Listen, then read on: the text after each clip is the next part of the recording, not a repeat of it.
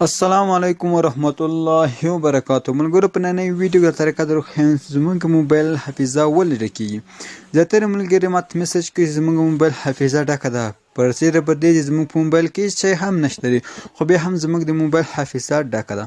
ګورو ملګرو انشاءالله تاسو ته مکمل معلومات درکوم زموږ د موبایل حافظه ولې ډکېږي او د څنګه دې ستونزې حل کولی شو.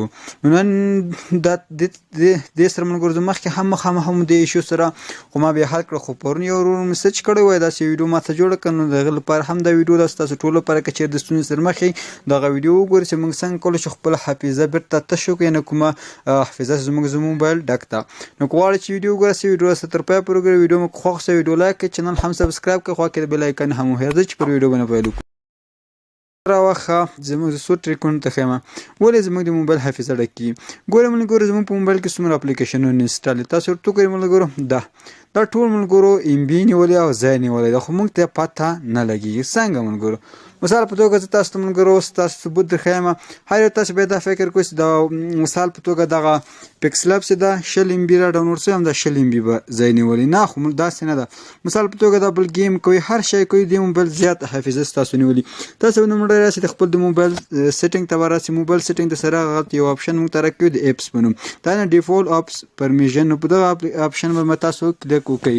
نو کله هم چې دغه آپشن باندې کلیک وکړو لږ ورته ویټ کېږو ملګرو تر څو دغه لوډینګ پای ته ورسېږي، دا کوم اپلیکیشن زموږ په موبایل کې هغه ټول لا خلاص شي. نو ملګرو دلته څه شی درښیم ښه دلته که چېرې ملګرو تاسو ورته وګورئ ستاسو نو موبایل ډیټیل لخي دا ورته وګورئ ملګرو. د مثال په توګه تاسو ته یو اپلیکیشن ښیم، دغه اپلیکیشن څه دی ملګرو؟ اپ ګولډ. که چېرې زه دغه اپلیکیشن وګورم دا 14 ام بي ده دغه اپلیکیشن، خو دلته ملګرو 100 ام بي ځای نیولی ده، 14 ام بي ځای نیولی ده.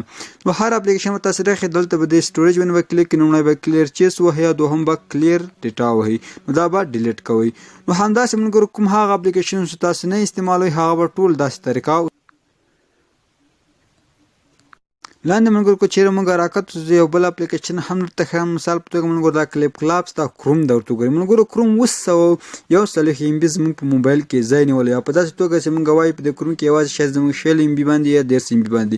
نو تاسو لومړی دا وهئ، بیا به راځئ دا سټوریج ته او سټوریج باندې ته کلیر چیس به وهئ. کله مو چې کلیر چیس ووهه دا ځینو کې منیج سټوریج باندې به کلیک کوئ، کله مو چې منیج سټوریج ووهه دلته موږ ته یو آپشن راکوي کلیر ریټرن، او هماغه کلیر ډیټا باندې به تاسو کلیک کوئ.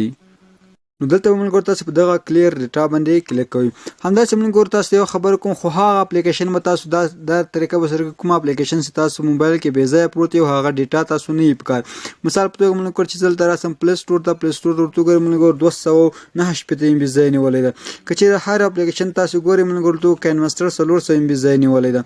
نو په داسې توګه چې کاینمسټر یوازې ما 90 ام بي انډراوډ کړی، مسنجر ته ورته وګورئ 640 ام بي ځای نیولی ده. نو هر اپلیکیشن به تاسو ورباندې کلیک کوئ، کله مو چې اپلیکیشن باندې کلیک دلته به سټوریج وهئ، کله مو سټوریج وهئ لومړی به کلیر چیس وهئ، دوهم به ملګرو دغه کلیر ډیټا وهئ. نو په همدغه طریقه تاسو کولی شئ. نو هیله چې ویډیو مو خوښي او ښه مو زده کړی وي. نو تر بیا پورې چې داسې ښه خوندور معلوماتي ویډیو له ټیکنیکل احمدزي یوټیوب چینل ستاسو راپلوډ کومه په لویه بخښونکي خدای مو سپارم. هر چیرې چې یاستئ ښه او د آباد اوسېږئ.